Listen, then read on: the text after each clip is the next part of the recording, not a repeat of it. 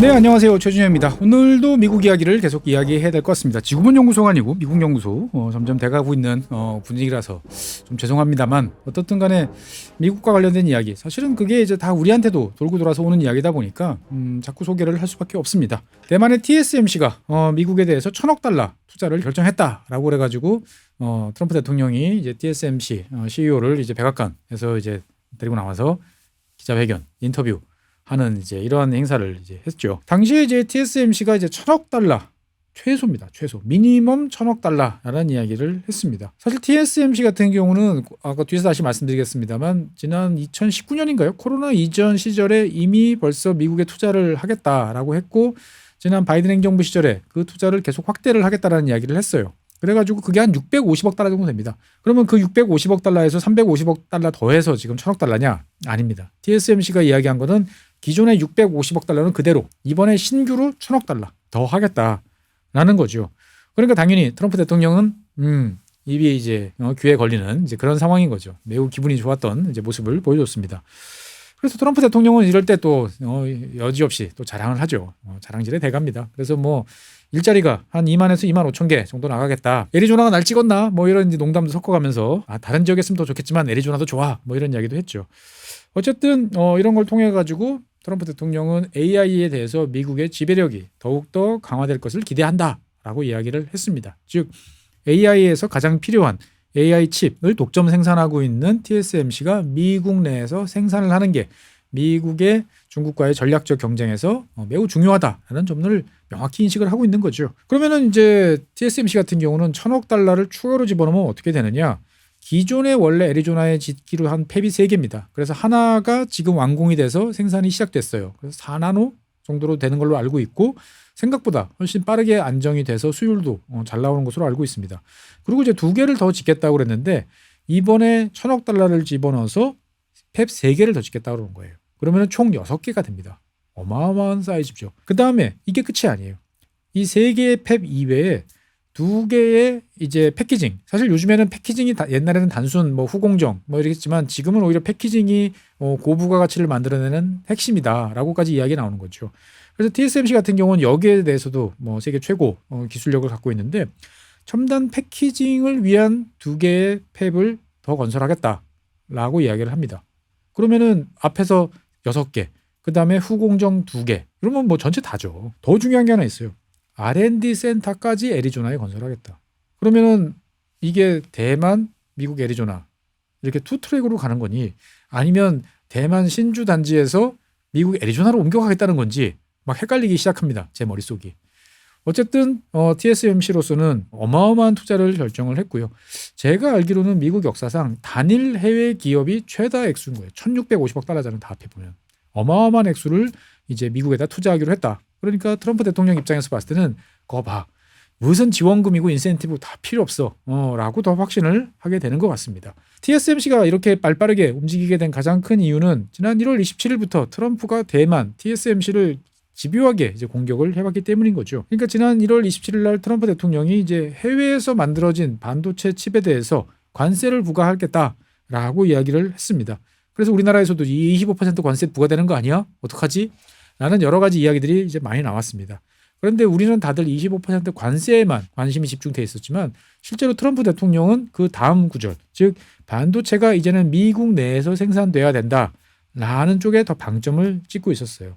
그러니까 트럼프 대통령은 그 이후에 다른 여러 가지 이야기를 통해 가지고 뭐라고 이야기했냐면은 충분한 양의 반도체가 미국에서 생산될 때까지 관세를 25%가 아니고 50% 필요하면 100%까지도 올리겠다라고 이야기를 했습니다. 이러면 이제 대만, 한국 고민해야 되는 이제 이런 상황인 거죠. 그런데 여기서 콕 찍어가지고 TSMC를 또 이야기를 합니다. 뭐라고 이야기했냐면은 TSMC가 미국으로부터 사업을 훔쳐갔다라고 이야기를 합니다. 그러니까 이제 뭐 어떻게 보면은 TSMC의 설립자인 모리스 창이 텍사스 인스트루먼트 TI에서 아이디어를 이제 했는데 미국에서 안 받아주니까 대만으로 와서 이제 이 사업을 한 게 파운드리 산업의 이제 시초다라고 알려져 있는 것을 빗대서 이렇게 이야기를 했나라는 생각도 좀 들긴 합니다만.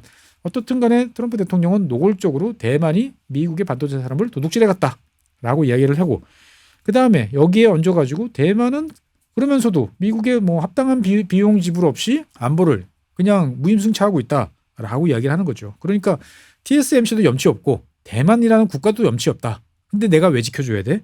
라고 이야기를 이제 하게 되는 거죠. 그러니까 이제 여기에 대통령이 이렇게 이야기하니까 미국의 이제 상부장관, 루트닉 상부장관 같은 경우도 사실 저는 이 루트닉 상부장관이 얼마나 본인 실권이 있는지 잘 모르겠어요. 그런데 어쨌든 말로 미국의 이제 반도체 관련된 첨단 산업들이 대만에 과도할 정도로 의존하고 있다. 미국에서 상당한 양을 생산할 필요가 있다라는 이야기들을 이제 강조하고 나섰습니다. 그러다 보니까 대만 입장에서 봤을 때는 처음에는 우리 잘 설명하면 돼. 미국 친구들에 대해서 이거 미국 친구들이 잘 몰라서 그래. 라고 하면서 대표단도 보내고 여러 가지 이야기를 했습니다만 이게 말이 안 먹히는구나 라는 것을 깨달은 것 같습니다.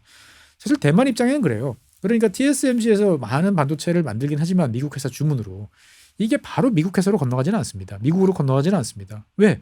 제일 많이 이제 생산하는 위탁하는 업체가 어디입니까? 애플이잖아요. 애플 같은 경우는 그게 다 어디 가겠어요? 주로 아이폰, 맥북 뭐 이런 데 들어가는 거잖아요. 그러면 이것들은 다 중국 아니면 인도 이런 데로 가는 거죠. 그러니까 TSMC가 미국 회사들의 주문을 받아서 생산하는 많은 칩들은 다른 어딘가에 부품으로 들어가서 그 완제품이 미국으로 들어간다라는 거죠. 그러니까 그 칩만 딱 골라가지고 관세를 부과하는 게 과연 가능해? 쉽지 않을 텐데 라고 이야기를 해왔는데 대만 입장에서 봤을 때도 트럼프 이거 다르다. 이번 2기 트럼프는 다르다. 라고 생각을 했던 거죠. 그래서 TSMC 당연히 이거는 이제 대만 정부의 허용, 허락 이런 것들이 있지 않고서는 불가능한 이제 그러한 상황인 거죠. 어쨌든 TSMC 같은 경우는 뭐 잘 아시는 것처럼 세계 첨단 파운드리 시장에 이제 90% 이상을 장악한 말 그대로 슈퍼 파워입니다. 우리나라도 도전을 하고 있습니다만 쉽지 않다라는 것이 좀 드러나고 있는 거죠. 그래서 미국에 대해서 어쨌건 여러 가지 과거에 투자 사업들을 진행을 했습니다만 본격적인 사업은 TSMC가 2019년 트럼프 대통령의 요구에 따라서 5나노 기술로 이제 팹을 만들겠다라고 이야기를 했고 나중에 4나노로 이제 바뀌었죠. 그래서 2024년에는 이제 애리조나 공장을 건설하는 와중에 다시 2028년까지 2나노급 시설을 건설하겠다라고 이야기를 했습니다. 그 대가로 이제 칩법에 따라서 66억 달러의 보조금을 받는 것으로 이제 확정이 됐죠. 그러니까 어떻게 보면은 TSMC 같은 경우는 전통적으로 해외 사업에 대해서 약간 부정적. 그다음에 해외 사업을 하더라도 대만에 있는 공장에 비해서는 한 세대 내지 두 세대가 낮은. 그러니까 대만이 가장 기술의 핵심 지역이다, 핵심 거점이다라는 점을 명확히 하고 싶었는데 미국이 그거 무시하고 계속 이제 때리면서 트럼프, 바이든, 그다음에 이번에 다시 트럼프까지 TSMC가 계속 두들겨 맞고 있는 그러한 상황인 거죠. 그러니까 사실 TSMC 입장에서 봤을 때는 그래 미국이 이런 식으로 나오면 650억 달러 투자해서 팹 3개 정도 건설하면 될 거야. 이게 사실 돈을 벌까는 잘 모르겠어. 왜? 생산 비용 2배 이상 높고 사람 구하기 어렵고 그다음에 대만 엔지니어처럼 3교대 24시간 하는 그런 헌신적인 사람은 없고 잘 알고 있는 거죠. 하지만 이거 안 하면 곤란할 것 같다라는 정무적 판단으로 TSMC답지 않게 이제 큰 돈을 이제 투자를 했지만 당시에는 R&D 센터라는 거는 전혀 거론되지 않았어요. 왜? 삼성전자와 마찬가지로 TSMC도 생산 라인하고 R&D가 붙어 있어야만 신속하게 여러 가지 피드백이 오고 발전시킬 수 있다라는 확신을 이제 갖고 있는 것이었죠. 그런데 이 R&D 센터를 미국에 물론 당연히 2개가 있겠지만 결국은 한쪽으로 힘이 쏠릴 수밖에 없다라고 보여지고 6개의 팹, 1650억 달러 투자, 그 다음에 패키징 공장 2개. 이렇게 되면 결국 대만에 있는 엔지니어들이 다 미국에서 이제 근무를 해야 되는 일이 벌어지는 거 아닌가라는 생각이 저 머릿속을 스쳐 지나가게 됩니다. 결국 이제 TSMC가 이렇게 이제 결정을 했는데 과연 이제 앞으로 어떻게 될 것인가? 여기서는 이제 상상의 나래를 한번 펼쳐보죠. TSMC가 이제 1,000억 달러를 투자한다라고 했습니다만 TSMC가 대만 내에서 아주 익숙한 환경 내에서 새로 팹을 하나 건설한다. 그러니까 이제 월간 생산량으로 봤을 때 뭐 12인치 웨이퍼 기준으로 봤을 때 한 10만 장 정도 되는 사이즈겠죠. 이 정도를 건설하는데 순 공사 기간만 한 2년 정도 잡습니다. 그런데 여기에 이제 장비 반입하고 세팅하고 최적화하고 뭐 이런 작업까지 하면은 4년 가뿐히 지날 것 같아요. 그러면 이제 사실은 트럼프 대통령 임기 이제 끝납니다. 그러니까 제대로 생산하려고 그러면 2025년에 지금 올해 하반기에 착공을 해도 2030년이 되면 정말 빨리 했다라는 이야기가 나오는 거죠. 물론 이제 나오게 되면 2나노급으로 이제 나오게 됩니다. 그러면 이제 원래 먼저 하기로 했던 거 4나노에 2나노에 그 다음에 추가로 나오는 것은 더 위로 이제 올라갈 수도 있는 거죠. 이렇게 되면 TSMC가 이제 그냥 슬쩍 넘어가는 거 아니야? 라고 생각해 볼 수도 있는 거죠. 하는 척만 하다가 트럼프 임기 끝나면 다시 좀 상황 좀 보다가 이렇게 볼 수가 있는데 이걸 그렇게만 보시면 안 될 것 같아요. 왜? 이 1,000억 달러라는 돈의 사이즈가 제가 봤을 때는 상당히 큽니다. 그러니까 이게 무슨 말이냐면은 실제로 그냥 팹을 건설하겠다라고 그러면 팹 하나당 아마 한 100억 달러 정도면 되지 않을까라는 생각이 좀 들어요. 그러니까 후공정 빼고 처음에 애리조나 짓겠다고 했던 거 이런 거 저런 거 해보면 하나당 뭐 한 100억 달러 정도면 될 것 같아요. 그러면은 실제로 이 팹을 신설하는 데 있어서 들어가는 비용은 1,000억 달러 중에서 차지하는 비중은 아마 한 30% 정도 미만일 겁니다. 그럼 나머지 70%는 뭐냐? 그 중에 이제 장비 반입, 뭐 여러 가지 이제 노광 장비라든지 이런 거 하는 게 이제 들어가겠죠. 그걸 다 해도 1,000억 달러까지는 안 들어가요. 근데 왜 1,000억 달러냐라는 거에 대해서 어떻게 보면 이거는 단순히 그냥 TSMC 공장 만들고 끝나는 게 아니고 대만 신주과학단지에 있는 것과 같이 TSMC를 중심으로 한 반도체 생태계를 조성하기 위한 기반 시설 조성 비용까지 다 잡아놓은 거 아닌가라는 거죠. 즉 단순하게 해외 공장을 짓는다는 게 아니고 미국의 반도체 생태계, 파운드리 생태계를 만드는 일을 하겠다라고 결심을 한 것이 아닌가라고 이제 볼 수가 있는 거죠. 즉 이 정도 사이즈, 이 정도 투자 금액이 되면 결국은 미국 내에서도 그리고 뭐 대만이라든지 일본에 있는 장비 회사라든지 그다음에 디자인 하우스라든지 이런 회사들도 다 애리조나로 이전하든지 아니면은 뭐 신설을 하든지 여러 가지가 있겠죠. 그리고 여기서 이제 한 가지 더 나가게 되면 미국이 만약에 지금 TSMC만 때렸지만 다음에 누구 때리겠습니까? 당연히 대한민국의 하이닉스, 대한민국의 삼성전자겠죠. 야, 너희들도 미국에다가 너희들은 뭐야? 파운드리 안 되지. 너희들은 그럼 메모리지요. 라고 이야기를 할 수가 있는 거죠. 특히 우리나라 이제 하이닉스 같은 경우는 이제 HBM 같은 경우에는 지금 후공정 같은 경우는 TSMC에 위탁을 주는 것으로 제가 알고 있어요. 그러니까 첨단 패키징 기술이 TSMC 기술이 이제 녹아 들어가서 하이닉스랑 TSMC가 합작으로 만든다라고 이제 보면 되는데 패키징까지 거기 있어요. 그럼 하이닉스 입장에서 봤을 때는 애리조나에 투자를 할 수밖에 없는 그런 상황 아닐까요? 미국으로부터 압력을 받으면. 그러면 미국 입장을 만족시켜주기 위해서는 여기에다가 그냥 몇십억 달러 정도 투자는 안 될 것 같습니다. 적어도 세 자리의 숫자 투자는 나와야 될 것 같은 거고 결국 그러면은 파운드리, HBM 뭐 이런 식으로 나오게 되면 애리조나의 새로운 반도체 생태계, 반도체 클러스터가 만들어지는 것은 의외로 빠른 시점에 가능할 수도 있겠다라는 거죠. 그러니까 어떻게 보면 트럼프 대통령은 한국 기업과 대만 기업의 팔을 비틀어서 바이든 대통령이 인센티브를 줘서 만들려고 했던 미국의 첨단 반도체 생태계 부활을 빠른 시일 내에 목표를 하고 있는 것이다라는 생각이 좀 드는 거죠. 그러니까 결국 이렇게 되면 대한민국 국민 입장에서 봤을 때는 야 그러면 대만 입장에서 뭐가 남어? 라는 생각을 할 수밖에 없습니다. 즉 대만이 자랑하는 실리콘 쉴드, 실리콘 방패라는 게 이제 유효 기간이 얼마 안 남은 거 아니야? 라는 생각을 할 수가 있는 거죠. 그러니까 어떻게 보면 대만은 현재와 미래를 맞바꿨다라는 생각도 좀 듭니다. 사실 트럼프 대통령은 말로만 대만에 대해서 위협을 한 게 아니고 여러 가지 이제 추가적인 조치를 취했어요. 그러니까 뭐 대만에 대한 첨단 무기, 대만이 돈 주고 사겠다고 하는데도 생각 좀 해볼게. 그 다음에 태평양 함대가 굳이 대만 해협 근처까지 가서 활동해야 돼? 라는 이야기를 하면서 대만을 불안에 떨게 해준 거죠. 그리고 대만의 유사시 사태가 벌어지면 미국이 당연히 개입한다라는 말에 대해서 생각 좀 해볼게 라는 이야기를 장관들을 통해서 계속했던 거죠. 그러니까 대만 입장에서 봤을 때는 야 이러다가 정말 아무것도 안 되고 중국한테 다 뺏기는 거 아니야? 라는 생각을 하면서 차라리 이럴 바에는 미국한테 좋은 카드를 내서 뭔가 안전을 보장받는 게 좋겠다라고 생각을 하는 것 같습니다. 어떻게 보면은 현재를 위해서 미래를 내줬다라는 생각도 들어요. 그래서 저도 이제 뭐 대만어 이제 번체 한자는 잘 못 읽지만 그래도 요즘에 번역기가 있으니까 찾아서 읽어보면 여러 가지 읽을 수 있습니다. 그래서 쭉 읽다 보니까 대만 분위기가 되게 씁쓸해요.